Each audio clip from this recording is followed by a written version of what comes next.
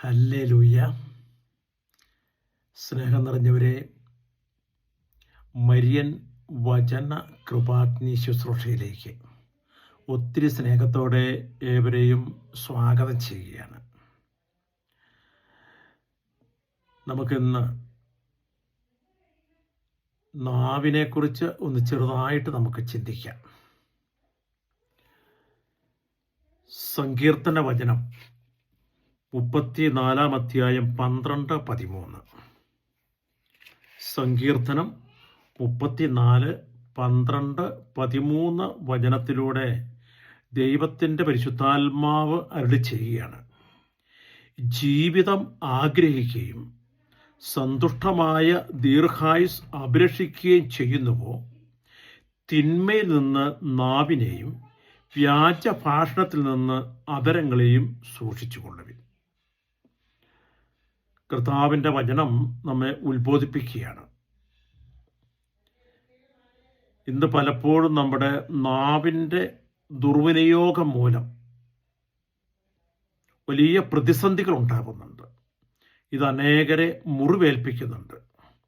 ഒരു കുടുംബജീവിതത്തിൽ പോലും സംസാരത്തിൽ നാവിനെ നിയന്ത്രിക്കാതെ സംസാരിക്കുന്നതിൻ്റെ ഫലമായി വലിയ പ്രതിസന്ധികൾ പല കുടുംബങ്ങളിലും ഉണ്ടാകുന്നുണ്ട്. ഡിവോഴ്സ് പോലും ഇങ്ങനെയുള്ള പശ്ചാത്തലത്തിലൂടെ സംഭവിച്ചിട്ടുണ്ട്. അതുകൊണ്ട് നമുക്കെപ്പോഴും നമ്മുടെ നാവിനെ പരിപൂർണമായിട്ട് നമുക്ക് നിയന്ത്രിക്കാനായിട്ട് സാധിക്കണം. അതല്ലേ, ജീവിതം ആഗ്രഹിക്കുകയും സന്തുഷ്ടമായ ദീർഘായുസ് അഭിലഷിക്കുകയും ചെയ്യുന്നുവോ, തിന്മയിൽ നിന്ന് നാവിനെയും വ്യാജ ഭാഷണത്തിൽ നിന്ന് അധരങ്ങളെയും സൂക്ഷിച്ചുകൊള്ളുക. നമ്മുടെ ജീവിതം നല്ല രീതിയിൽ മുമ്പോട്ട് കൊണ്ടുപോകാൻ, സന്തുഷ്ടമായ ആയസത്തി മരിക്കാൻ, സന്തോഷത്തോടെ സമാധാനത്തോടെ ആയസത്തി മരിക്കാൻ നമ്മൾ തിന്മയുടെ പ്രവർത്തനങ്ങളിൽ നിന്ന് നാവിനെ നിയന്ത്രിക്കേണ്ടത് അത്യന്താപേക്ഷിതമായ ഒരു കാര്യമാണ്. പലപ്പോഴും നമുക്ക് കൺട്രോൾ ഇല്ലാതെ വായു വരുന്നതൊക്കെ വിളിച്ച് പറയുകയും ചീത്ത പറയുകയും അനേകരെ കുറ്റപ്പെടുത്തുകയും അനേകരെ കുറ്റം വിധിക്കുകയും ഒക്കെ ചെയ്യുന്നത് നമ്മൾ ഈ നാവ് കൊണ്ടാണ്. അതുകൊണ്ടാണ് കർത്താവിൻ്റെ വചനത്തിൽ വീണ്ടും പറയുന്നുണ്ട്. എഫേസൂസിൻ്റെ പുസ്തകം 4 അധ്യായം 29 തിരുവചനം. വിശുദ്ധ പൗലോസ്ലീഹ എഫേസൂസിലെ സഭയ്ക്ക് എഴുതിയ പുസ്തകം 4 അധ്യായം 29 തിരുവചനത്തിലൂടെ കർത്താവ് അരുളി ചെയ്യുകയാണ്. നിങ്ങളുടെ അധരങ്ങളിൽ നിന്ന് തിന്മയുടെ വാക്കുകൾ പുറപ്പെടാതിരിക്കട്ടെ. നിങ്ങളുടെ അധരങ്ങളിൽ നിന്ന് തിന്മയുടെ വാക്കുകൾ പുറപ്പെടാതിരിക്കട്ടെ. കേൾവിക്കാർക്ക് ആത്മീയ ചൈതന്യം പ്രദാനം ചെയ്യുന്നതിനായി അവരുടെ ഉന്നതയ്ക്കുതകും വിധം നല്ല കാര്യങ്ങൾ സന്ദർഭമനുസരിച്ച് സംസാരിക്കുവിൻ. ഹല്ലേലൂയ. പ്രിയ, മനോഹരമായിരിക്കുന്ന വചനമാണ്. ഒരു ദൂതാണ് കർത്താവ് തരുന്നത്. നിങ്ങളുടെ അധരങ്ങളിൽ നിന്ന് ഒരിക്കലും തിന്മയുടെ വാക്ക് പുറപ്പെടാതിരിക്കട്ടെ. ഒരു വ്യക്തിയെ മുറിവേൽപ്പിക്കുന്നതോ, അല്ലെങ്കിൽ ഒരു വ്യക്തിയെ കുറ്റപ്പെടുത്തുന്നതോ, ഒരു വ്യക്തിയെ താഴ്ത്തിക്കെട്ടുന്നതോ, അല്ലെങ്കിൽ ഒരു വ്യക്തിയെ വിധിക്കുന്നതോ ആയിരിക്കുന്ന ഒരുവിധ വാക്കുകളും എവിടെ നിന്നുണ്ടാവല്? നമ്മുടെ നാവിൽ നിന്ന് പുറപ്പെടാതിരിക്കട്ടെ. പിന്നെ പറയുന്നതാണ്, കേൾവിക്കാർക്ക് ആത്മീയ ചൈതന്യം, ദൈവത്തിൻ്റെ കൃപയും ആത്മീയ ഉണർവും ഉണ്ടാകുന്ന വാക്കുകളായിരിക്കട്ടെ എപ്പോഴും നിന്റെ അധരങ്ങളിൽ നിന്ന് പുറപ്പെടുന്നത്. നന്മ പറയുക. ഒരു വ്യക്തിയെ കണ്ടു കഴിയുമ്പോൾ ആ വ്യക്തിയുടെ നന്മ കാണുക. ആ വ്യക്തിയിലൊരു പോസിറ്റീവ് എനർജി ഉണ്ടാകത്തക്ക വിധത്തിൽ ദൈവിക കാര്യങ്ങൾ അവരുമായിട്ട് പങ്കുവെക്കട്ടെ.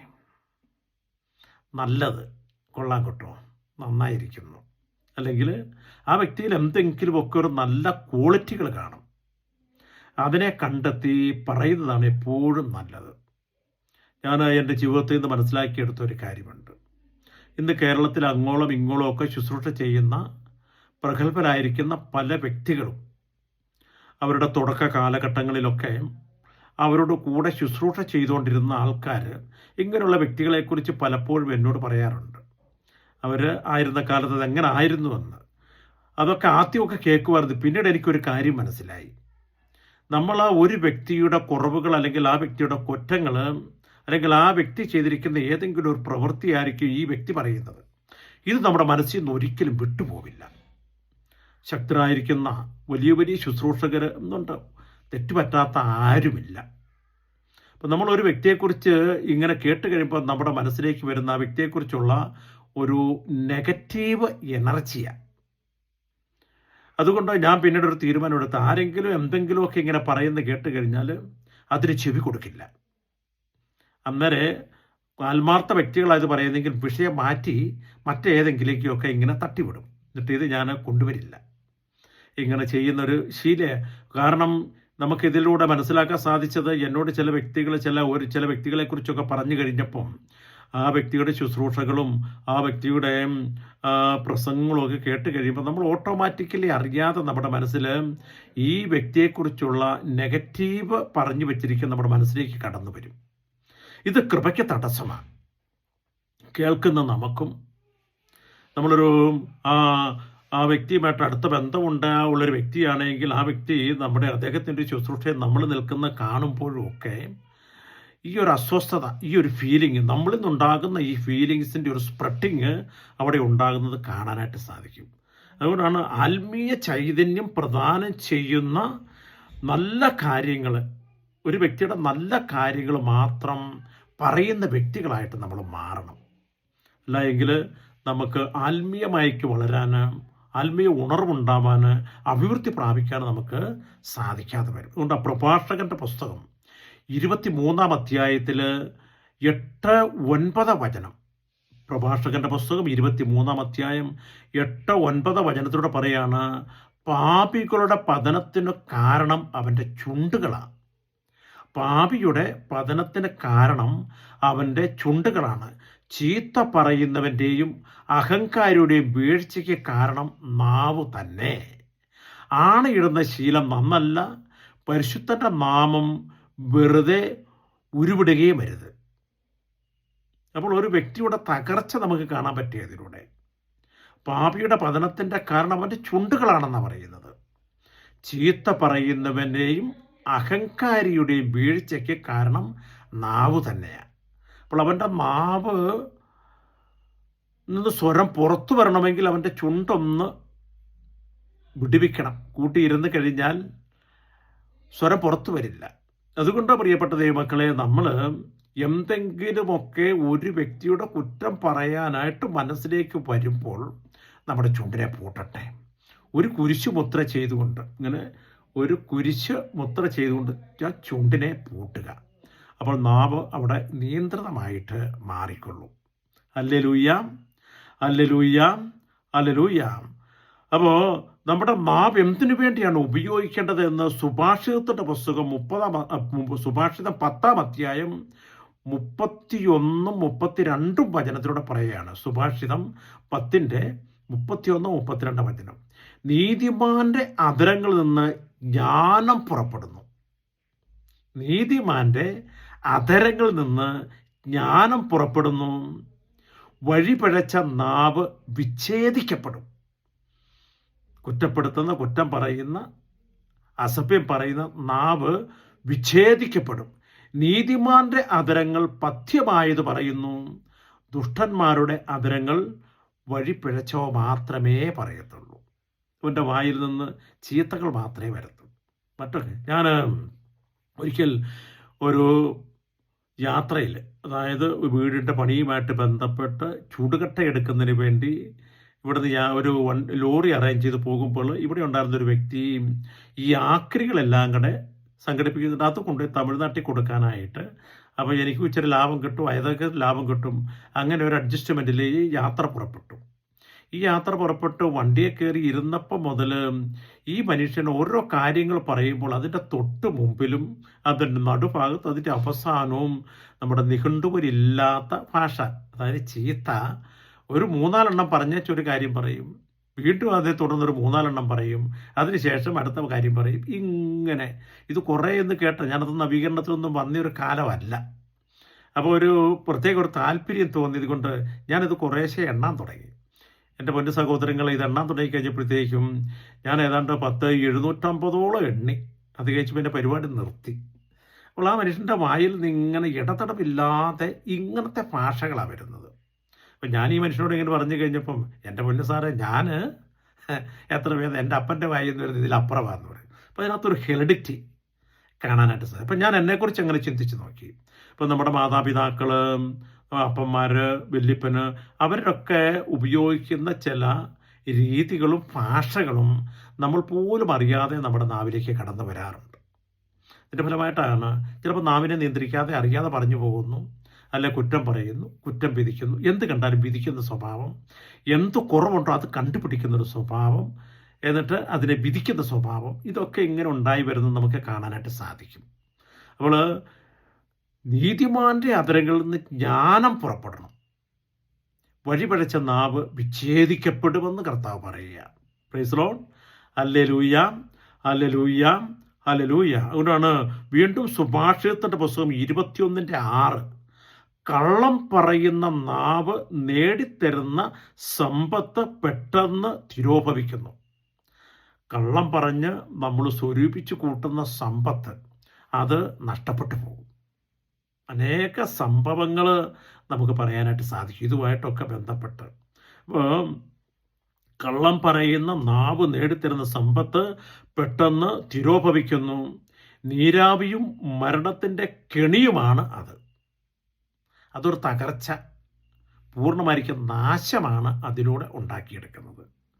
നമുക്കറിയാം, ഈ ഒരു കാലഘട്ടങ്ങളിലൊക്കെ എനിക്കൊരു റിയൽ എസ്റ്റേറ്റുമായിട്ട് ബന്ധപ്പെട്ടിരിക്കുന്ന ഒരു വ്യക്തിയെ അറിയാം.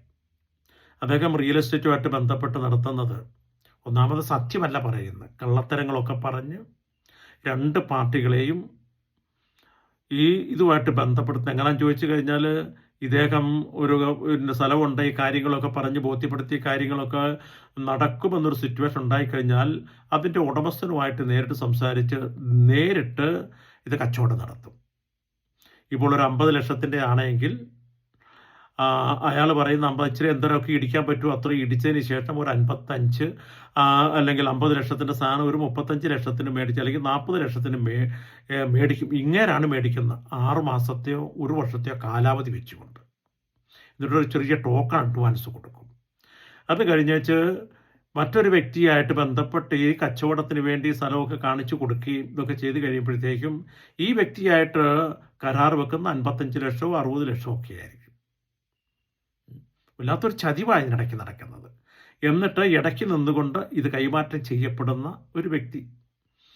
ഇങ്ങനെ കുറേ സമ്പത്തൊക്കെ സ്വരൂപിച്ചു കൂട്ടി പ്രിയപ്പെട്ടവരെ, അതിനുശേഷം ഇതെല്ലാം കല്ലുമേ കല്ല് ശേഷിക്കാതെ തകർന്ന് തരിപ്പണമായി പോവുകയും അവസാനമായപ്പോഴത്തേക്കും ഇതിൻ്റെ ബിസിനസ് പോലും ഇല്ലാതെ, ജീവിക്കാൻ മാർഗമില്ലാതെ, ഉള്ളതൊക്കെ വിറ്റുപറക്കി തീർത്ത് വലിയ ദാരിദ്ര്യത്തിലേക്ക് കടന്നു പോകുന്നത് കാണാനായിട്ട് പറ്റിയിട്ടുണ്ട്.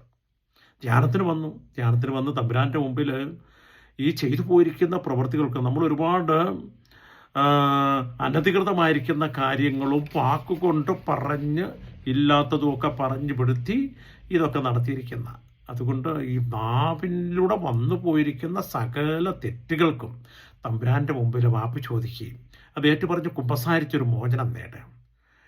അപ്പോൾ കർത്തൻ്റെ തീഷ്ണമായിട്ട് പരിഹാരം ചെയ്തുകൊണ്ട് പ്രാർത്ഥിച്ച് എന്നിട്ട് നിങ്ങളൊരു തീരുമാനമെടുക്കുക, ഇനി ഈ ബിസിനസ് ഈ രീതി ഞാൻ ചെയ്യില്ല, നീതിയോടുകൂടി. പ്രിയപ്പെട്ടവരെ, അതിനുശേഷം ഈ മനുഷ്യൻ വീണ്ടും ഈ രംഗത്തേക്ക് വന്നു. അതിനുശേഷം അത് പച്ച പിടിച്ച് ഇന്ന് നല്ലൊരു ലെവലിലേക്ക്, വലിയ സമ്പന്നനൊന്നുമല്ല, എന്നാൽ യാതൊരുവിധ ബുദ്ധിമുട്ടുകളും ഇല്ലാതെ ഇന്ന് ജീവിക്കാനായിട്ട് പറ്റുന്നുണ്ട്. അപ്പോൾ നമുക്ക് നാവ് കൊണ്ട് ഇങ്ങനത്തെ കള്ളം പറഞ്ഞ് ഇങ്ങനെ നമ്മൾ സ്വരൂപിക്കുക സമ്പത്ത് നിലനിൽക്കില്ല എന്ന് കർത്താവ് പറയുന്നത് എത്ര സത്യമാണ്. നമുക്ക് ഈ വചനത്തിലൂടെ നമുക്ക് വ്യക്തമാകുന്ന കാര്യമാണ്. അതുകൊണ്ടാണ് സുഭാഷിതത്തിൻ്റെ പുസ്തകം വീണ്ടും 13-ാം അധ്യായത്തിൽ 3-ാമത്തെ വചനം, സുഭാഷിതം 13:3 പറയാണ്, വാക്കുകളിൽ നിയന്ത്രണം പാലിക്കുന്നവൻ തൻ്റെ ജീവൻ സുരക്ഷിതമാക്കുന്നു, അതരങ്ങളെ നിയന്ത്രിക്കാത്തവൻ നാശമടയുന്നു. അപ്പോൾ വാക്കുകളിൽ നിയന്ത്രണം പാലിക്കുന്നവൻ, മിതത്വത്തോടെ നീതിയോടുകൂടി സംസാരിക്കുന്നവൻ എന്ത് ചെയ്യും? അവൻ്റെ ജീവനെ സുരക്ഷിതമാക്കി. അവൻ്റെ സമസ്ത മേഖലയും അത് അനുഗ്രഹത്തിൻ്റെതായിട്ട് മാറും. എന്നാൽ തിരിച്ചാണെങ്കിലോ അത് മുഴുവൻ നാശത്തിലേക്കും കടന്നു വരുന്നത് തിരുവചനത്തോടെ നമ്മെ വ്യക്തമായിട്ട് കർത്താവ് പഠിപ്പിക്കുക. Praise the Lord. ഹല്ലേലൂയ. അതുകൊണ്ടാണ് യാക്കോബ് ശ്ലീഹയുടെ ലേഖനം 3-ാം അധ്യായം 9-10 വചനത്തിൽ പറയുന്നുണ്ട്, നാവുകൊണ്ട് കർത്താവിനെയും പിതാവിനെയും സ്തുതിക്കുന്നു, ദൈവത്തിൻ്റെ സാദൃശ്യത്തിൽ സൃഷ്ടിക്കപ്പെട്ടിരിക്കുന്ന മനുഷ്യനെ അതേ നാവ് കൊണ്ട് ശപിക്കുകയും ചെയ്യുന്നു. ഒരേ വായിൽ നിന്ന് അനുഗ്രഹവും ശാപവും പുറപ്പെടുന്നു. എൻ്റെ സഹോദരങ്ങളെ, ഇത് നന്നല്ല.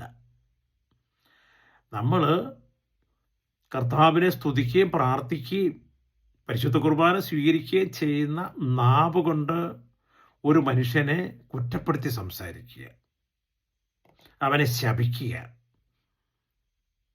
അവനെതിരെ പ്രവർത്തിക്കുക, നാക്കിൻ്റെ പ്രവൃത്തി കൊണ്ട് ഉണ്ടാക്കുക. ഇങ്ങനെയൊക്കെ വന്നു കഴിയുമ്പോഴാണ് പ്രിയപ്പെട്ടവരെ അതേ നാവ് കൊണ്ട് തന്നെ നമ്മൾ കർത്താവിനെയും കൂടെ ഇത് ഒരിക്കലും ശരിയല്ല. അതുകൊണ്ട് നിന്റെ നാവിനെ നീ കടിഞ്ഞാണിടാനായിട്ട് സംഭവിക്കട്ടെ. നിന്റെ നാവിനെ പരിപൂർണമായിട്ട് നിയന്ത്രിച്ചുകൊണ്ട് നിന്റെ ആത്മാവിൻ്റെ ഉത്കൃഷ്ടമനുസരിച്ച് ആത്മാവിൻ്റെ ഒരു വളർച്ച നിന്നിലേക്ക് ഉണ്ടാവണം. കർത്താവ് അതാണ് ആഗ്രഹിക്കുന്നത്. അപ്പോൾ അങ്ങനെയുള്ള കർത്താവ് പറയുന്നത് ജെറമ്യയുടെ പുസ്തകം 15:19 നമ്മൾ കാണുന്നുണ്ട്. ജെറമ്യ 15:19 വിലകെട്ടവ പറയാതെ സത്വചനങ്ങൾ മാത്രം സംസാരിച്ചാൽ നീ എൻ്റെ നാവ് പോലെയാകും. വിലകെട്ടവ പറയാതെ സത്വചനങ്ങൾ മാത്രം സംസാരിച്ചാൽ നീ എൻ്റെ നാവ് പോലെയാകും. എത്രയോ വലിയ ഒരു വാഗ്ദാനമാണ് കർത്താവ് നമുക്ക് നൽകുന്നത്. പ്രിയപ്പെട്ട ദൈവമക്കളെ, അതുകൊണ്ട് കർത്താവിൻ്റെ നാവ് പോലെയാകാൻ നല്ലത് മാത്രം സംസാരിക്കുക, നല്ലത് മാത്രം ഒരു വ്യക്തിയെക്കുറിച്ച് പറയുക. മറ്റുള്ളവർ പറയുന്നത് നല്ലതാണെങ്കിൽ കേൾക്കുക, ഒരു വ്യക്തിയെക്കുറിച്ച് ചീത്തയാണെങ്കിൽ നമ്മളത് കേൾക്കാതെ അവിടുന്ന് ഒഴിഞ്ഞു മാറുക. നമ്മൾക്ക് എന്നിട്ട് ആത്മാവിൻ്റെ നല്ലൊരു ഉത്കൃഷ്ടവും ആത്മാവിൻ്റെ ഒരു ചൈതന്യവും നമുക്ക് നമ്മുടെ ജീവിതത്തിലേക്ക് പകർത്തിയെടുക്കുകയും നിന്റെ നാവ് അനുഗ്രഹത്തിൻ്റെ നാവായി മാറണം. നിന്റെ നാവ് പ്രവചിക്കുമ്പോൾ നടക്കുന്ന നാവായിട്ട് മാറണം. നിന്റെ നാവ് മറ്റുള്ളവർക്ക് അനുഗ്രഹം പ്രദാനം ചെയ്യുന്ന സ്വരമായിട്ട് മാറണം. അനേകർക്ക് ആശ്വാസം നൽകുന്ന നാവായിട്ട് നമ്മുടെ നാവ് മാറാൻ വേണ്ടി നമുക്ക് ആഗ്രഹിക്കുകയും കർത്താവിൻ്റെ നാവ് പോലെ ആകാൻ കർത്താവ് എന്നെ വിളിച്ചിരിക്കുകയാണ്. ആ വിളിയിലേക്ക് നമുക്ക് ചേരുകയും ഇനി മുതൽ എൻ്റെ നാവിനെ കടിഞ്ഞാണിട്ടുകൊണ്ട് നാവിനെ പൂർണ്ണമായി നിയന്ത്രിച്ചുകൊണ്ട് ദൈവത്തിൻ്റെ ആത്മാവിൻ്റെ വലിയ കൃപയിലേക്ക് നമുക്ക് കടന്നു വരാനായിട്ട് സാധിക്കട്ടെ. ദൈവം പ്രിയപ്പെട്ട ദൈവമക്കളെ നമ്മൾ ഓരോരുത്തരെയും സമൃദ്ധമായിട്ട് അനുഗ്രഹിക്കട്ടെ. ആമേൻ. ഹല്ലേലൂയാം, ഹല്ലേലൂയാം, ഹല്ലേലൂയാം. യേശുവേ